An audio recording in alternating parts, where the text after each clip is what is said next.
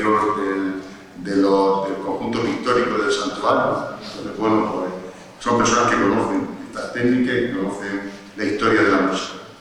Bueno, pues estamos en un espacio que, como hemos comentado a lo largo de esta sesión, pues está lleno de belleza, está lleno de encanto, pero también de esperanza, de ilusiones. A lo largo de estos 400 años, nuestros mayores y nosotros mismos nos convocamos muy a menudo en este entorno para expresar nuestra gratitud a Dios por el regalo de la naturaleza, a Santa Eulalia porque haya mirado entre nosotros, y también un poco para expresar nuestras inquietudes, nuestro anhelo, para poner en el corazón del Padre pues esa angustia que digamos también nosotros en el corazón. Bueno, pues el Santuario de la Santa tiene connotaciones propias de lo que es un santuario, ¿no? En el sentido de que muchos de estos espacios, situados en contacto con la naturaleza, aquello que llaman la hierofanía, o sea, la manifestación de lo sagrado a través de la naturaleza, pues se hace presente en esta tierra, el agua, la fuerza de la tierra, la vegetación, se conjugan de una manera especial para que cuando llegamos a este espacio sintamos que se mueven los corazones. Me van a permitir que lea un pequeño fragmento de un poeta local de Emilio Mora, que allá por los años 20 del siglo XIX, del siglo XX, la primera década del siglo XX, decía que en un vallecico alegre y risueño, poblado de monta, lentillo romero, que sirve de alfombra al pino soberbio, se eleva la ermita que alberga en su seno a la ínclita Eulalia, excelsa patrona del pueblo. Pues esta línea de veneración, de cariño, de fervor, pues lo que hacía Emilio Mora es recoger el sentir de nuestros mayores, ¿no? Bueno, pues desde este sentimiento pues surge el santuario de la Santa, es expresión del fervor y devoción que se le ha tenido en toda nuestra tierra, en toda esta zona a la mártir meritense. Los documentos más antiguos, que remiten a finales del siglo XV, pues nos habla de un ermitaño que cuidaba del entorno, que repartía vino a los que se acercaban a visitar el santuario, que daba también algo de alimento, y que tuvo que abandonar el santuario pues, por las dificultades de la época que se produce en la selección de la tierra de frontera. Pues se halla en el siglo XVI, en torno a 1570, cuando ya constituyó el concejo, cuando ya afianzada la paz de Granada, se plantean nuestros mayores, tanto las autoridades religiosas como las autoridades municipales, levantaron una ermita en condiciones de modificar aquel pequeño templo que existía hasta entonces. En 1573 empiezan a acumularse materiales y en 1574 se levanta el templo, que conformaba lo que es la nave principal. No estaba abierto todavía el presbiterio, donde estoy situado, que eso se abre después, a finales del siglo XVII. Pero los documentos de la época nos dicen que esa obra se hace con la limosna de los devotos. Totana se vuelca con la devoción a Santa Eulalia, pero también la población del entorno, Alhama, Lorca, Aledo, incluso Cartagena, Murcia con la seda, varias comarcas de la zona de los Vélez, de Almería, incluso de la comarca de Alicante, o sea que la resonancia que tiene la devoción a Santa Eulalia en esta zona nuestra es inmensa y no difiere de esa devoción que se tiene a otros niveles, porque no solo que llegase la patrona de España, sino que también los documentos más antiguos de Francia, de la literatura francesa, están fundamentados en la devoción a Santa Eulalia. Bueno, pues ya tenemos constituido este pequeño santuario. En la cabecera del templo se situaba un altar, un pequeño altar, con una frontalera donde estaba colocada la imagen de Santa Eulalia y encima la imagen de la Virgen María. Curiosamente, los visitadores cuando vienen en este momento, pues adviertan a los mayordomos del santuario y a los ermitaños que tengan la puerta abierta para recibir a los numerosos devotos que llegan. E incluso esta costumbre que a veces tenemos los humanos de dejar constancia escrita donde llegamos, que tanto daño a veces se ha hecho al patrimonio, pues los visitadores le comentan al mayordomo que haga una reja de madera para impedir el acercamiento de los fieles a la imagen, porque había constancia de que dejaban inscripciones en las paredes, ¿no? Quiere decir, bueno, que eso ha sido una práctica que se ha extendido hasta la década del año 70, ¿no? 1970, cuando ya la restauración puso fin a esa práctica. En este contexto, y teniendo en cuenta la gran capacidad senadora que tenía y de convocatoria que tenía Santa Eulalia, el Concejo decide en 1601 que se pinten la capilla que se adorne con pintura. Y mira por dónde había venido, pues muy poco tiempo atrás, a tratar un pintor, Juan Ibáñez. Juan Ibáñez está cargado de misterio, igual que el resto de manos que intervienen en la obra. Pero en los últimos tiempos hemos tenido la posibilidad de ir desvelando algo de su vida. Él procedía de Mazarrón, donde en torno a la década de 1580 contrae matrimonio con Mariana Ruiz. Debía ser un hombre de cierta consideración y respeto, porque el Mazarrón, en San Andrés, bautiza a 3 hijos, a Lucas, a Angélica y a María Josefa. Y sus padrinos son siempre gente de cierta prestancia de la vida política y económica de ese municipio, ¿no? Los alcaldes, el gobernador de la zona de los Alumbres, de Mazarrón y Cartagena. Saben ustedes que Cartagena tuvo una gran importancia en la economía de Cartagena hasta el siglo XVII, que servía como aglutinante para la tinta y la medicina. Entonces el gobernador encargado de la custodia y de la explotación de esos recursos fue el padrino de uno de sus hijos. Llega Totana, y aquí también nace otro hijo, uno en 1598 y otro en 1603, y ya se afinca en Totana. Compra una casa en el barrio de Triana, que es un barrio de expansión, es lo que hoy configura, como decimos en Totana, el otro lado del pueblo, ¿no? Más allá de la Rambla, donde luego en 1602 se va a levantar el convento de los Alcantarinos. Es una zona proclive para comprar viviendas de cierta solidez, de cierta consistencia, porque además se acompañaba de extensiones de terreno. Luego Juan Ibáñez se afinca en Totana, y está en Totana desde 1596-97, que compra la edificación y la vivienda, hasta la década de 1620, que se traslada a Benacerril, ¿vale? Entonces, en ese periodo, su intervención pues, aparece en la documentación una vez de un modo muy claro. Por ejemplo, en 1601, el visitador y los municipios habían decidido pintar la capilla de Santa Eulalia. Y en 1602 se está pagando él 50 ducados. 50 ducados no era una cantidad nada despreciable. Él había comprado una casa de estas características que le digo en el barrio de Triana, con su finca y su tierra, por 70 ducados. Que es una cantidad relativamente significativa. Como decía antes el mayordomo, como decía antes Francisco, pues él generosamente no cobra todo lo que vale su trabajo, que lo hace como devoción a Santa Eulalia, un hombre de implicación. Y además forma parte de la vida religiosa y social de la población, pues porque participa en las diversas cofradías, elabora trabajos para ellos, y además bautiza a sus hijos también bajo la tutela o el padrinazgo pues de los alcaldes, de regidores, pues también de los miembros de la judicatura, ¿no? O sea que es un hombre de cierto interés. Y curiosamente, en 1603, los miembros también de la oligarquía local se ponen de acuerdo para contratar a un clérigo que viene de Lorca a que enseñe a sus hijos la actividad y gramática, ¿no? Es decir, que estamos en presencia de una persona con un cierto interés por la cultura. Pues es el primer momento, en 1603, cuando ya sabemos que están haciendo algunas pinturas en el santuario. ¿Qué paño se hace el primero? El primer paño que se hace es el de los pies, el que está encima de la tribuna, que es el paño de los milagros, ¿no? Un poco velado por el misterio, ¿no? El misterio también tiene, pues eso, su encanto, y que a veces nos obliga a imaginar lo que no se ve con claridad. Bueno, pues velado por el misterio, nos encontramos con el paño de los milagros. Es un paño muy significativo. Y es un paño, le digo que es el primero que se hace, que está documentado el pago de esos 50 ducados. Y lo que se intenta es una lección de vida, es una catequesis perpetua, porque de lo que se trata es de informar a los que llegan al santuario de la capacidad sanadora del santuario. En el centro del paño, la Virgen del Carmen rescata aquellas almas que son salvadas del purgatorio y conducidas al cielo.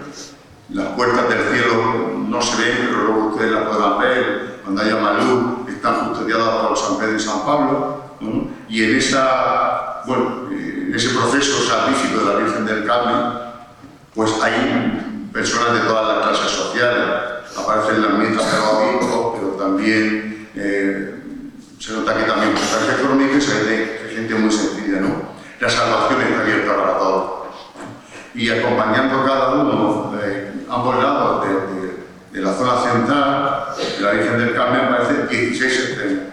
16 escenas donde se los milagros de Santa Eulalia, personas que se encomiendan a ella, personas que vienen, que presentan su tributo y que se van sanando. Hay además unas pequeñas cartelas que corroboran o ratifican esa intervención sanadora de Santa Eulalia, ¿no?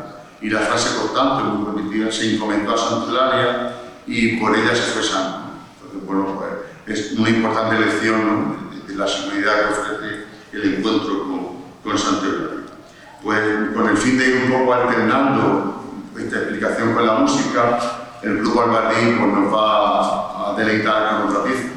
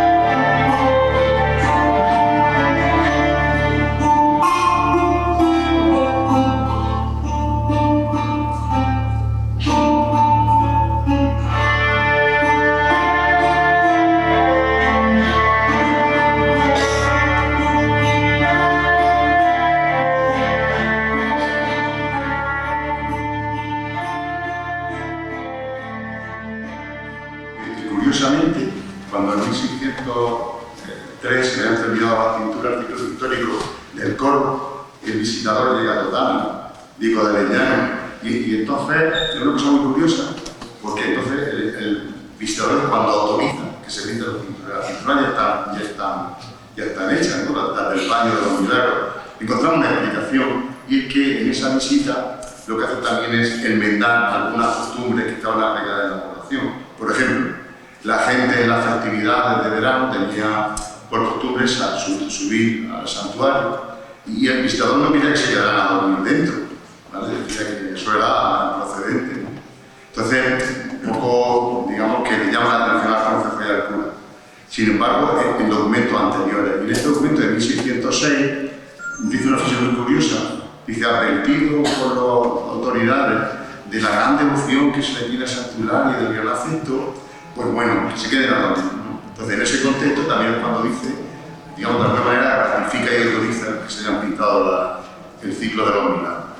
Bueno, pues cuando vemos este ciclo tan característico y todo el conjunto, decimos, bueno, ¿qué fuente de inspiración movió a este pintor Juan Ibáñez o probablemente a otros que son totalmente desconocidos hasta ahora, que yo consigo en algún momento? Alguien puede encontrar pues la línea que nos lleve a otro autor, porque hay otra línea ahora que les contaré, pero que no está como muy comprobada. Pues fundamentalmente, los pintores de esta época se guían por grabados y estampas.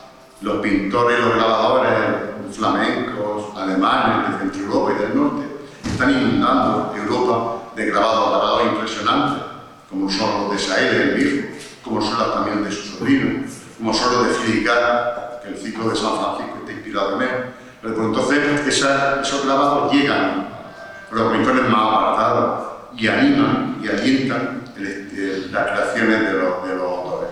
Pero también nosotros tenemos la suerte de que desde 1603, como decía antes, están los alcantarinos, los franciscanos alcantarinos, que son personas, son religiosos de una vida muy asceta, muy austera, pero también gente de preparación. Luego el asesoramiento de los franciscanos sería importante. De hecho, el colegio franciscano está presente a lo largo de la mayor parte de los años y la vida de San Francisco también tiene un gran protagonismo, ¿no? Pero además, los propios visitadores también corregirían errores. Luego, claro, otra fuente de inspiración está lo de Jacobo de la Vorágine, que en el siglo XIII había creado ahí lo que se llama la leyenda áurea, que perfila o define algunas ideas legendarias y otras ciertos fundamentos que sirvieron de base para también la creación de la mayor parte de todo el simbolismo iconográfico de muchas de las pinturas religiosas. Bueno, pues en grandes líneas, este sería un poco la línea, digamos, de autoridad o la línea de información que seguiría el libro. Junto a Juan Ibáñez, que yo me inclino porque él tuvo un gran protagonismo, ahí en los años 70, una línea investigadora atribuía a Fray Antonio Bernón, un fraile del convento de Santa Ana de Jumilla, que muere en 1630, la autoría de esta obra. Pero claro, fundamentalmente se centra en que Fray Antonio Bernón también está pintando algunas cosillas en Santa Ana, y algunos de los ángeles que tiene allí en el editorio tienen cierto parecido con los ángeles de aquí. Sin embargo, ellos son mucho más redondos, más rechonchetes. Yo no termino de ver mucha similitud, pero hay quien lo ve. No tengo autoridad para decir si sí o si no, sino les presento otra línea de investigación de Fray Antonio Bernón. Pero lo que ya me hace un poco descartar la figura de Fray Antonio Bernón es que en 1621 el ayuntamiento le comenta, entonces era el mayordomo del santuario, un sacerdote, Castejón de apellido, que pinta los milagros de San Francisco y la vida de San Francisco, ¿no? Pero curiosamente en esa misma sesión del consejo le dije que no lo haga. O sea, el escribano había recogido la sesión del consejo y entonces anota, pues le pide al rey Castejón que pinte el santuario la vida de San Francisco. Y luego al lado, al margen, está un término que dice milis, o sea, no se hará, ¿vale? Pero siete meses después se le están pagando a un pintor, porque en esa primera encargo dice que lo hace Juan Ibáñez, pero luego en el pago no se relaciona a ningún autor, porque se han pagado 250 ducados, una cantidad también muy significativa, ¿vale?, por la pintura de la vida de San Francisco. Y claro, hay quien dice, ahí está Fray Antonio Bernón, pero es que en la entrega de cuentas lo que se dice es que le pagan ese dinero al pintor y a su hijo que está de aprendiz. Difícilmente Fray Antonio Bernón podía tener un hijo y se le puede pagar. Entonces, todas estas razones a mí me hacen que me incline hasta ahora por Juan Ibáñez. Pero digo que quedan todavía importantísimas lagunas. Los primeros años del siglo XVII, entre 1603 y 1620, él está en total.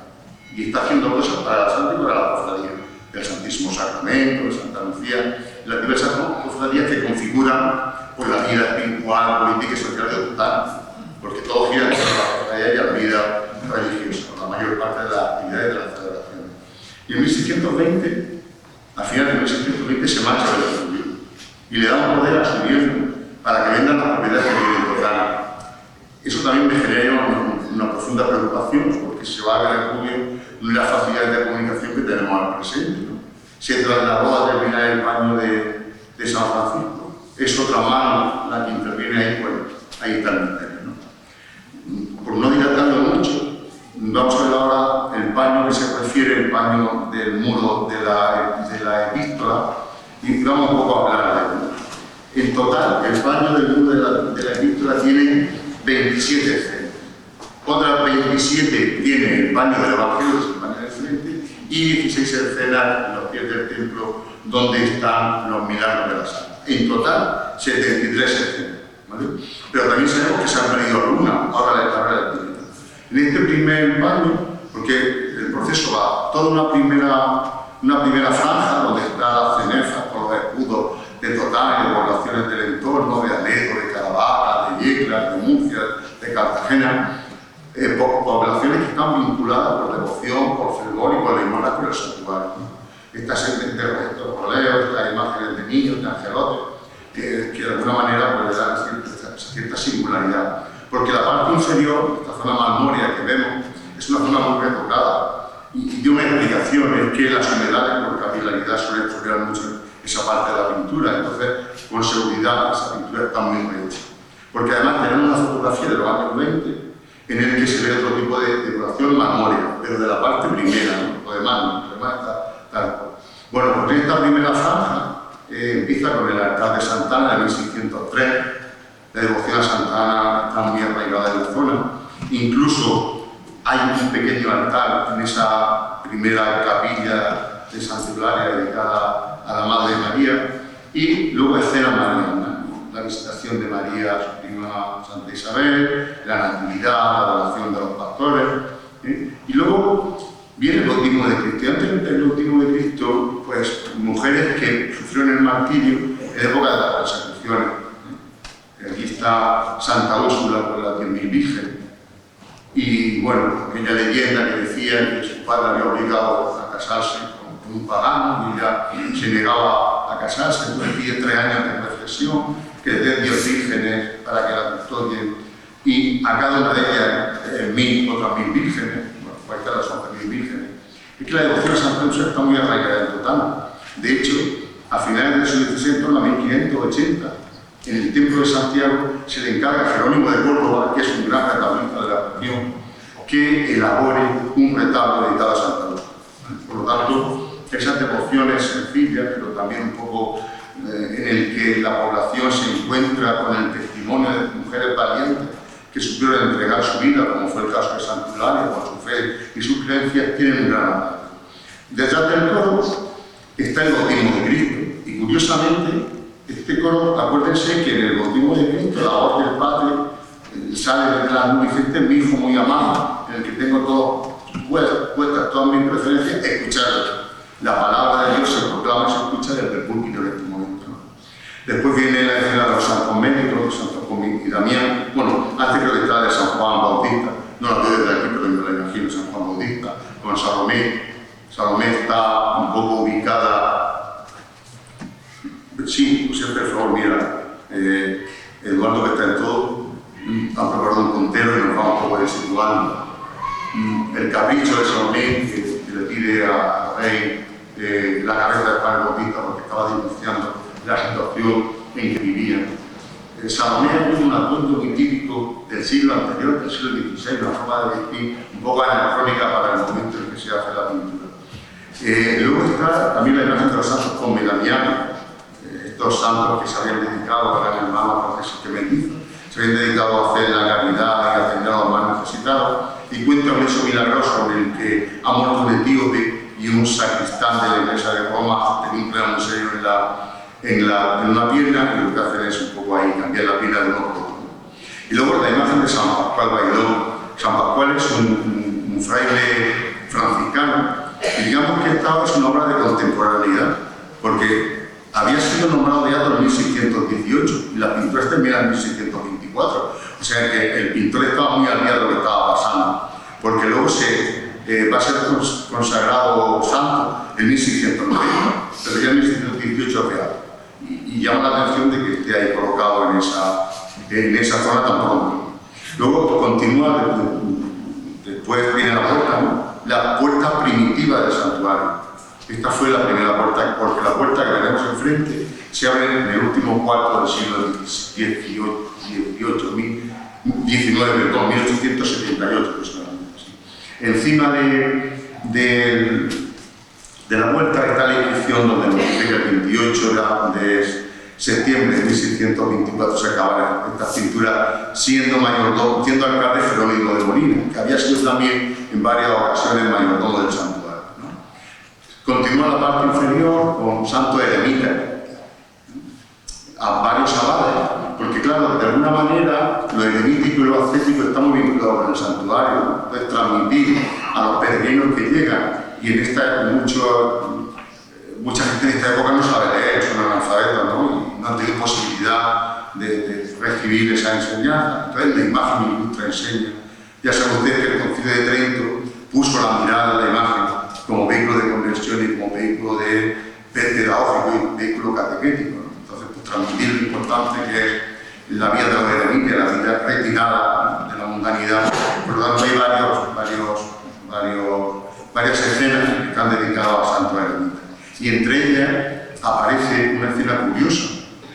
Sabemos que es Santa Sofronia, un nombre un poco extraño, pero porque está escrito en el árbol, en el tronco del árbol, pues aparece escrito el nombre de la santa. Aunque hay algunas interpretaciones cronológicas que señalan también que está el descubrimiento del cuerpo de Santa Rosalía de Palermo, que está descubriéndose el cadáver, que aparece en conjunto. Pero como estas cosas tienen tantas interpretaciones, porque quien dice que no es Santa Rosalía de Palermo, sino que esta Santa Sofronia, la que ha con su cuerpo incorrupto, porque hay alrededor de Santa Sofronia, en el caso de que sea así, una cantidad de aves impresionantes que llevan flores en ofrenda. Bueno, pues, es un poco esa la idea. La idea es que la vida retirada, la vida asceta, el encuentro con lo místico también conduce a él. Así terminaría esta parte inferior y volvemos otra vez al principio con la imagen de la Inmaculada, la toda pulcra, la toda hermosa. Una imagen realmente impresionante, llena de belleza, de una gran delicadeza con todos los símbolos de la pureza, la virginidad, de María, la fuente, la palmera, el cristal, el vidrio, la luna, el sol. Les recomiendo que si tienen posibilidad que lean un artículo que publicó, creo recordar, si no les falla la memoria, en 2013, Jesús Pomera González, estudiando detenidamente esta imagen realmente preciosa. Bueno, pues agradecerle a Diego esa dedicación porque merece la pena detenerse en la imagen. Seguimos con la purificación y la presentación del niño en el templo, la huida a Egipto, la asunción de María, los santos Pedro y Pablo, Santa Quiteria y Santa Lucía patrona de la vida, que en total también tuvo un gran arraigo a la devoción a Santa Lucía. El primer templo o edificio religioso que se hace en total para cristianizar un espacio pagano va a ser levantado a Santa Lucía. Sobre lo que hoy es el centro sociocultural de la cárcel existía el cabezo de la mezquita, y sobre el cabezo de la mezquita, y ahora que se la reconquista, se levanta un pequeño humilladero dedicado a Santa Lucía. Pero es que además una cofradía también se erige en el siglo XVII, que está un poco impulsada por los artes de la localidad, por la gente dedicada al mundo vestir. Y además tiene el gran acierto de encargar en el siglo XVII un retablo a Antonio Carlos Viejo. Quiere decir que la devoción a Santa Lucía está muy arraigada. Luego la imagen de San Juan Bautista, que había sido hecho prisionero en Éfeso, un sacerdote pagano de Éfeso lo había condenado a morir en la caldera, pero milagrosamente es la iglesia, también a beber un veneno, y también tampoco pudo acabar con su vida. Llega la Inquisición y luego aparecen también por la figura de San Gonzalo de Amarante, que se había retirado la vida ascética en la ciudad de Amarante, en Portugal. Luego San Cristóbal cuenta la leyenda que quería portar al soberano más poderoso de la tierra, al más fuerte, en sus hombros. Y entonces mira por dónde, para cruzar un río, encuentra un niño y le cruza, vadea el río con un niño en sus hombros, y parece que cada vez pesaba más aquel niño, y al atravesar el río se lo comenta al muchacho, y dice que ha llevado al monarca más poderoso del mundo, ¿no? que es Cristo. Viene la ventana, y luego también seguimos con santos eremitas. Hay un santo, el último, un tanto misterioso, San Juanicio, pero hay quien dice que el último de ellos podría ser San Buenaventura. ¿Por qué San Buenaventura? Porque la iconografía que lo envuelve hay unos cacharros de uso de cocina, y parece ser que cuenta la leyenda que estaba en el monasterio realizando la fregaza de los platos, de la comida de los monjes, y llegan los legados papales para indicarle que había sido nombrado cardenal, y él no atiende al legado papal hasta que no termine su trabajo. Está arrollado delante de la cruz porque la gran proclama de San Buenaventura es que la sabiduría está en Cristo, no está en otro sitio. Y a sus pies aparece una tumba abierta. También cuentan las leyendas de la época, pues, de que vuelve, cuando muere, estaba escribiendo la vida de San Francisco. Le pide a Dios volver a la vida para terminar ese trabajo, ¿vale? Un hombre muy disciplinado. Bueno, pues este sería un poco todo el baño del muro del epístola. Y ahora nos deleitan ellos con la música. Gracias.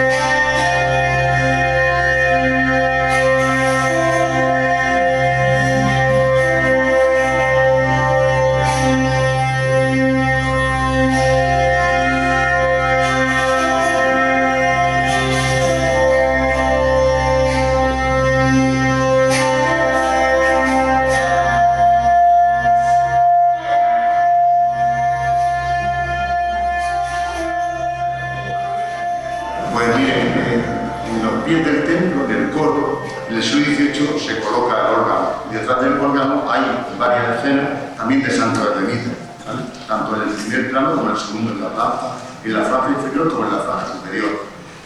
Vuelvo a decirles eso, el sentido de lo eremítico, de lo ascético, pues es realmente importante. Es como un mensaje, es decir, el mundo tiene su peligro, apartarse de él tiene su ventaja. De alguna manera, esto también va muy bien con la mentalidad de la época, donde lo ascético pues, tiene un valor importante y significativo. En la primera franja, este es un paño muy importante, digamos que es el paño más catequético. Y lo primero que se encontraban los peregrinos cuando llegaban, porque acuérdense que hemos dicho que se entraba por la puerta que hoy llamamos de Sopambino, y esta puerta se abre en 1878, que es la que nos permite, la que llamamos la puerta principal, la escena de la vida y la muerte de Cristo. Algunas son pues, recogidas en los evangelios canónicos, pero otros son en los evangelios apócrifos. Aquellos que tienen, parece ser, como una parte de leyenda, que bueno, que es agradable, que es simpático, ¿no? Pero que no se puede, digamos, teológicamente fundamentar. Entonces, pues en esa primera escena, como desde aquí lo que toca, pues lo que hay escrito, lo que tengo aquí escrito, es que se encuentra Jesús despidiéndose de las santas mujeres de la pasión, una escena de los evangelios apócrifos, en la batalla de Pilato, la Santa Cena. Mirad que aquí faltan escenas, porque después de la Santa Cena viene, si no recuerdo mal, la flagelación. La flagelación. No, sí, la flagelación. Sí, viene después la flagelación. O sea, falta la oración en el huerto y el prendimiento. Pues tuvimos la suerte que en el año 2018, Pepe Hernández, nuestro santero, pues hizo una recreación y se publicó en Cuadernos de la Santa. Entonces él amplía las imágenes que se cortaban para la iglesia, ¿vale? Y pensamos que tiene sentido que después de la cena viene el Gesemaní, y después de Gesemaní viene el prendimiento, y después viene la flagelación, ¿vale? Entonces, pues de alguna manera ayuda un poco a comprender. Tengo este arte, pues se coloca este símbolo de los olas antulares, los símbolos de las azucenas, la corona del triunfo y la palma del martirio, y dos inscripciones que nos sitúan ante los hechos históricos de las persecuciones de la época romana, en la época de Diocleciano, pues sitúan ese contexto histórico. Después que termina en esta primera franja la Pasión de Cristo, no quiero seguir hasta que no termine la superior para hacer todo el conjunto. Porque luego si empezamos otra vez por la caja del órgano, pues vuelve a aparecer otra vez la Pasión. Pues Jesús la cruz puesta, el Calvario, la crucifixión, el entierro de Cristo, el descendimiento, la resurrección, la bajada de Jesús al seno de Abraham, y una escena muy curiosa, que también pertenece al Evangelio apócrifo, que Jesús se parece a su madre, se aparece a su madre cuando resucita. Eso no está recogido en el Evangelio, pero recuerdo que don Domingo Garra, que fue sacerdote de este templo, también al que tenemos un gran cariño, al principio de Cuadernos de la Santa, verán que él habla con él de Cuadernos de la Santa, porque también ya pues, le invito a que intenten acercarse a ellos, conocer la historia de San Pedro, pero también de Totana, porque este año, si Dios quiere, será el número 26, y a lo largo de 26 años, pues gracias a la colaboración de muchos vecinos de Totana y de fuera, pues se ha podido profundizar en esta historia y en el orden del santuario. Pues don Domingo Garza escribía que no es un hecho canónico demostrado, pero que tiene su encanto, porque lo más probable es que Cristo fuese a encontrarse con su madre después de resucitar, que haya un hijo después de dejar de ver a su madre. Algo simpático, pero que este es un hecho muy curioso y una escena que es rara encontrar. Después viene el buen pastor, ¿vale? Cristo ha resucitado, Cristo pues nos da la salvación y nos lleva al camino de la esperanza, debajo de la Virgen María y el niño, le entregan el rosario a los santos, a Santo Domingo y Santa Catalina. Santa Catalina fue una mujer profundamente vinculada a la vida ascética y publicó pues obras de la gran relevancia, la Divina Providencia, y quiero recordar que no es su obra, y que realmente era como un acercamiento a esa vía que conduce a lo espiritual. Después viene el retablo de San Francisco, les decía antes. La devoción a San Francisco de Totana tiene un arraigo enorme. Los documentos más antiguos hablan de él, y en uno de los retablos más antiguos que tenemos en Totana, de una gran belleza, que es el retablo renacentista de San Ildefonso, el de Alonso Ramos, lleva medallones de la vida de San Francisco y de San Francisco. porque les digo que en 1603 se levanta el convento de los alcantarinos, pero ellos habían llegado antes a predicar, ¿vale? Entonces la vinculación primero con los frailes alcantarinos y después con los frailes capuchinos, que gracias a Dios los tenemos hasta ahora, ¿no? Pues es un vínculo de eso y unión total, no se entiende sin la presencia franciscana, ¿vale? Entonces, en 1926, el padre Melchor de Benissa, que fue definidor general de la orden y que fue una persona de gran relevancia porque fue el que impulsó el Colegio San Buenaventura, un colegio muy significativo en todo el arte español, tiene una imagen, que hace una fotografía bendiciendo este altar. A un lado está San Antonio con el niño y a otro lado San Buenaventura. Y la imagen de San Francisco, nos hemos llevado una alegría no hace mucho tiempo, creo que fue en los Juegos de la Santa del año pasado o el anterior, haciendo la investigación, descubrimos que es del mismo autor, José María Consola, que en el año 1939 hace la imagen de Santularia. Esta de hecho en el año 1926, Santularia en el año 1939. Un autor valenciano que bueno, pues tiene su encanto y bueno, sobre todo porque un autor de esta gama, con todas imágenes aquí, pues, es muy agradable. Entonces, encima están los símbolos franciscanos y luego las virtudes, la fe, la esperanza, la caridad, la justicia, virtudes que están vinculadas al Evangelio y que sin ellas no se entiende la vida evangélica ni el compromiso de fe, ¿vale? Porque todo esto que decimos son leyendas muy bonitas, y son muy agradables y llegan al corazón, pero luego, claro, tenemos que dar el paso desde el corazón a los hechos, ¿no? Que es a lo que Cristo nos llama. Entonces, practicar las virtudes es fundamental. Y luego, este último fragmento, estos últimos cuatro escenas cuentan la vida de San Francisco. Y además, no solo a través de la imagen, sino también a través de los textos, ¿no? Pues, San Francisco recibe la llaga de Cristo, la Virgen María le pone el niño en las manos, Santa Clara esta oración se quema el convento, pero aquello no va más por la intervención de Francisco. Francisco predica a la gente sencilla. Bueno, pues escenas muy cariñosas, muy afectivas de un santo grande como fue Francisco de Asís. Y ya terminamos con la imagen del apóstol Santiago de la batalla de Clavija y con este retablo sencillito, pero muy bonito también, dedicado al apóstol Santiago. Pues en grandes líneas que sería un poco la nave. Ahora dejamos que el grupo Albardín nos dedique con otra pieza y ya intentar un poco sintetizar lo que nos ha contado de exacto el alto Torah.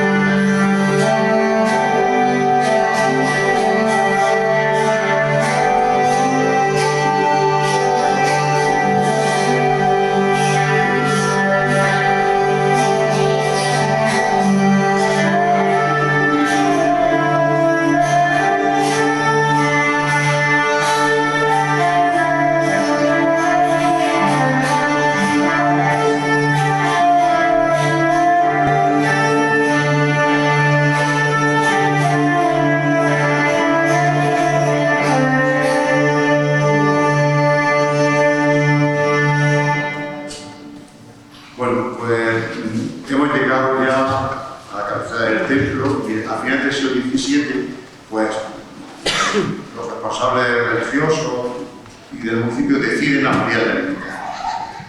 Abren este alto toral, crean el presbiterio, abren el camarín y demás. Le encargan la decoración a Francisco Heredia, un pintor que viene de la zona de Orihuela, que además está trabajando en el retablo de Santiago de Botana, que es un retablo realmente importante. Aparecen dos imágenes, dos fondos, con la imagen con el busto de Jesús y el busto de María. Luego dos santos mercedarios, que son súper interesantes: San Pedro Nolado, que fue el creador de la orden mercedaria, y San Ramón Nolado. Durante los siglos XVI y XVII, la redención de cautivo era algo que estaba casi a la orden del día. Y curiosamente, en todos los testamentos que se escribían en ese tiempo, hay un apartado dedicado a entregar limosna a los mercenarios para el rescate de cautivos, de personas de fe cristiana que habían sido hechos presos en países musulmanes, por ejemplo.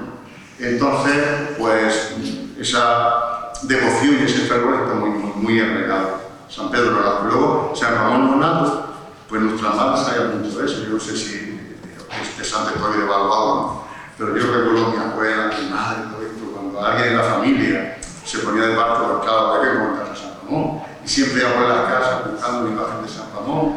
Y entonces, bueno, pues San Ramón sabe que cuenta la leyenda que fue sacado del sol de su madre después de estar ya varios días muerto, ¿no?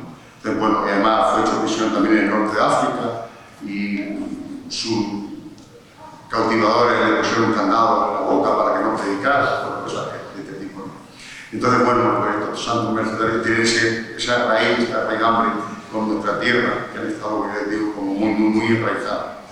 Se construye el presbiterio.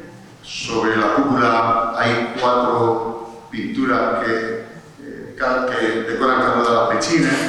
Está San Ildefonso, que antes me lo he dicho porque no lo veía desde aquí. Y está también la construcción de la casilla de San Ildefonso, y también está aquí una pechina pequeña, porque también la devoción a San Ildefonso, que defendió la virginidad de María en el arzobispo de Toledo, pues está también muy arraigado en Totana. Hay un retablo dedicado a San Ildefonso, y las celebraciones en torno a esa festividad es bastante importante. También está San Ginés de Aler. San Ginés de Aler es San Ginés de la Jara, aquí en Cartagena. Y algunos medievalistas alguna vez han planteado la posibilidad de que pasase en la Santa como en San Ginés de la Jara, que en el Monte Mirán, enfrente, había lugares donde se retiraban los monjes a la oración, y planteaban por qué no pudo pasar esto en el santuario. No tenemos constancia que nunca hubiese habido monjes. Sí que estaba el ermitaño y sí que estaba el mayordomo, pero no tenemos constancia de que haya habido personas de esas características. Pero bueno, el entorno es muy proclive para eso.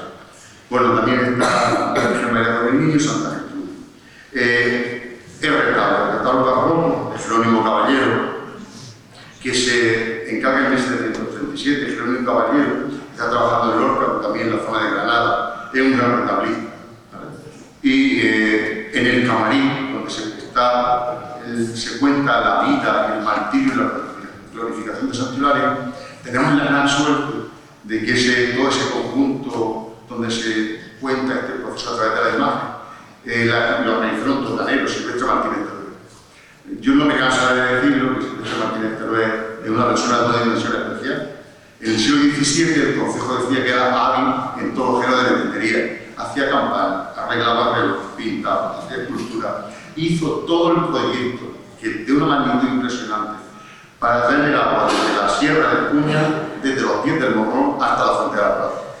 17 kilómetros, con toda su alcalde. La obra de ingeniería es suya. Claro, luego llega Juan Luceta, le pone remate, la guinda, fuente de Juan Luceta. Bueno, no está mal, pero Silvestre Martínez también tiene un papel. Y él tiene un ciclo histórico impresionante, y usted ya lo conoce, sobre la vida, el martirio y la glorificación de Santo Hilario, que también merece la pena detenerse. Y ya está, pues simplemente venía un poco a hablar del barco, porque el que viene a la Santa siempre pregunta que el barco. Es uno de los muchos fotos que había, es una foto. Igual que hoy cuando bajamos a la cueva, pues la gente por devoción deja figurillas de cera, algo que viene de muy antiguo, pues también había fotos colocados por los mundos. Solamente queda dentro. Dicen las crónicas, nosotros no hemos conocido ya colgado. Hablar con Pedro de Santero hablando de nunca recuerda que haya habido nada más que el barco es muy curioso, porque el casco está hecho de paja de arroz. velas son de tela y son los palos de madera y demás. Tuvimos la suerte, hace unos años, hace ya bastantes años, de entrevistarnos con el militar responsable del Museo de la Marina de Cartagena, y él quería ver una embarcación de tipo medieval, la Coca. Lo que pasa es que la veía muy grande para ser una Coca, pero por las características y por la estructura, él la situaba entre 1780, 1840, especialmente en ese tramo cronológico. Luego es una obra también de identidad y de significación. Bueno, ya hace mucho tiempo, pues estuvo en la exposición que se hizo en Caravaca, con motivo de exposición que hubo un par de años, por ejemplo. Y entonces, bueno, pues que es un gozo tenerlo aquí, que es un atractivo especial. Bueno, porque estamos en un conjunto que está lleno de encanto, que le voy a decir yo, ustedes no sepan, pues que nuestros gozos, nuestras esperanzas, nuestras ilusiones y nuestros anhelos se entierran aquí también. Y entonces, porque nos conectan con nuestro presente, pero también con nuestro pasado. Quien no ha venido con su madre de pequeño, con su padre alguna vez, o ha subido comería, es que forma parte de nuestra vida. Y luego entrar al conjunto del santuario, pues el cromatismo, la disposición, la estructura, pues ya también es un buen recorrido.